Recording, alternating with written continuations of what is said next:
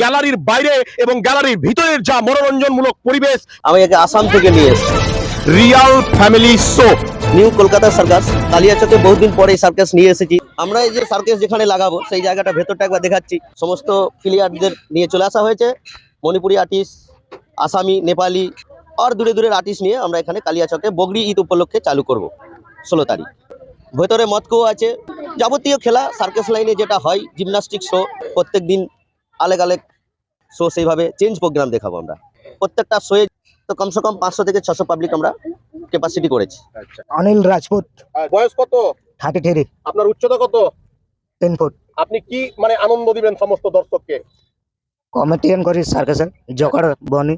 अच्छा, MK enterprise Munna Khan, new Calcutta circus. बहुत कुछ है खेला दिखाने के लिए, मैजिक है दिखाने के लिए, अंदर में खेला है, रियल मैजिक है, बाहर से जिम्नास्टिक लड़की लगाई हुई खेला दिखाने के लिए, उसमें जानवर का भी खेला उसमें है।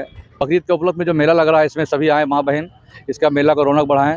16 তারিখেই নদাযোধপুর পেট্রোল পাম্পের পাশেই যে মাঠ শুরু হতে চলছে নিউ কলকাতা সার্কাস, সেই সার্কাসে মেয়ে থেকে ছেলে সমস্ত আর্টিস্টরাই নিজেদের পারফরমেন্স তুলে ধরবে। তিনারা বললেন আমরা বিভিন্ন আর্টিস্টদেরকেও আগামীতে আপনাদের সামনে তুলে ধরার চেষ্টা করব।